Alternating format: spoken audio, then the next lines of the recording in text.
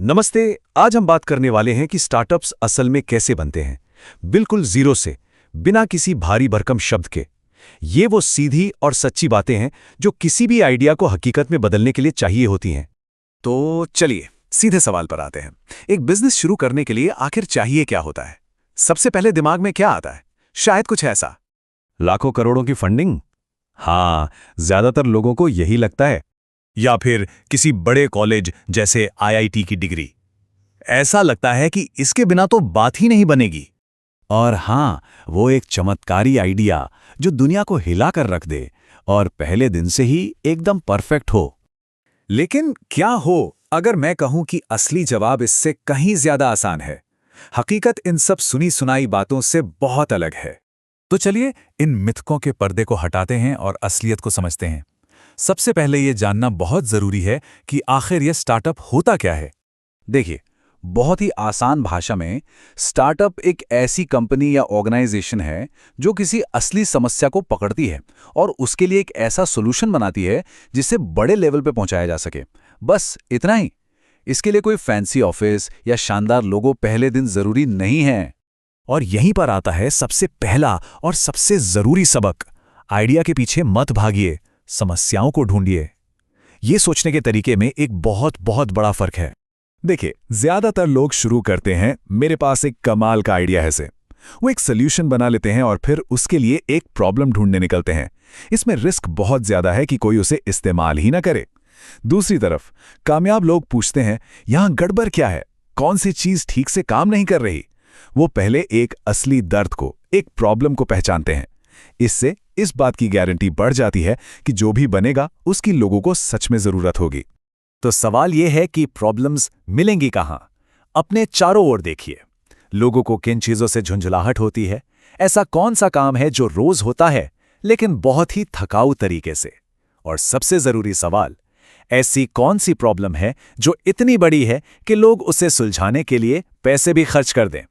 सोचिए, ओला और उबर ने आने जाने की दिक्कत को कैसे सुलझाया, या ज़ोमैटो ने अच्छा खाना ढूंढने की मुश्किल को कैसे आसान किया।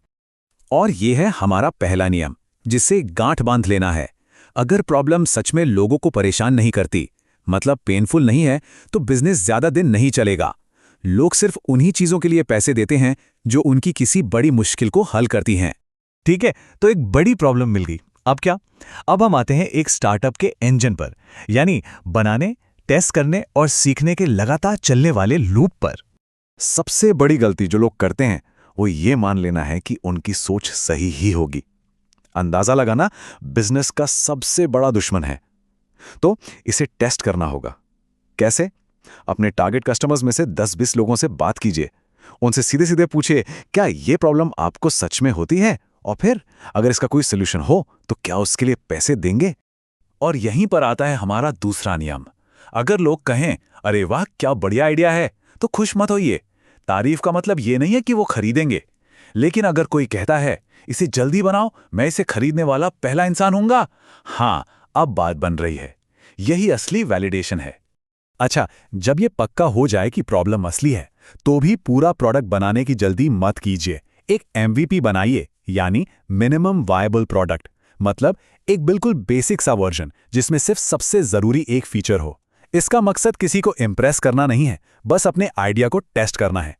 ये एक सिंपल गूगल फॉर्म, एक व्हाट्सएप ग्रुप या एक सिंगल पेज की वेबसाइट भी हो सकती है। और फिर ये चक्र शुरू हो जाता है।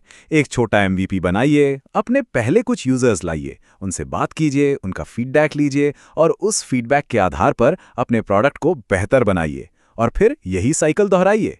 एक स्टार्टअप इसी तरह आगे बढ़ता है। बनाओ, टेस्ट करो, सीखो और बेहतर बनाओ। अब आते हैं सबसे बड़े सवाल पर, पैसा। यहां एक और बहुत बड़ी गलतफहमी है जिसे दूर करना बहुत जरूरी है। स्टार्टअप शुरू करने का मतलब इन्वेस्टर ढूंढना नहीं होता। पहला लक्ष्य होना चाहिए अपने पहले 100 यूजर्स, और उन्हें लाना होगा खुद मेहनत करके, एक एक करके, इंस्टाग्राम पर DM भेजकर, दोस्तों को बताकर, व्हाट्सएप ग्रुप्स में शेयर करके। बड़ी बड़ी मार्केटिंग और ऑटोमेशन की बातें वो सब बाद में आती हैं।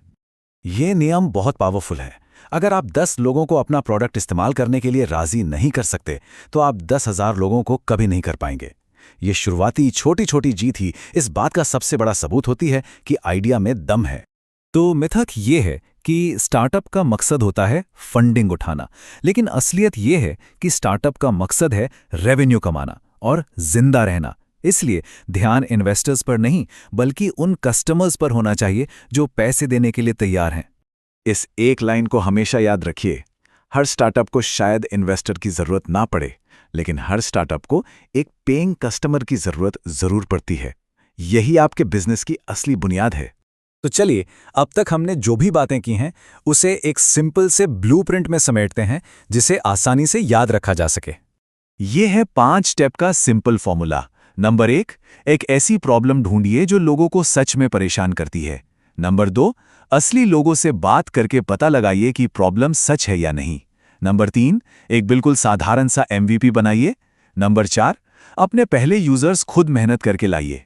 और 5, उनकी बात सुनिए, उनसे सीखिए और लगातार सुधार करते जाइए। बस, इसमें कोई सीक्रेट या शॉर्टकट नहीं है। तो अब सवाल सिर्फ एक ही बचता है, आज आप अपने आसपास कौन सी समस्या पर ध्यान देंगे? क्योंकि याद रखिए, एक महान स्टार्टअप की शुरुआत किसी शानदार आइडिया से नहीं बल्कि एक छोटी सी ऑब्जर्वेशन से होती है।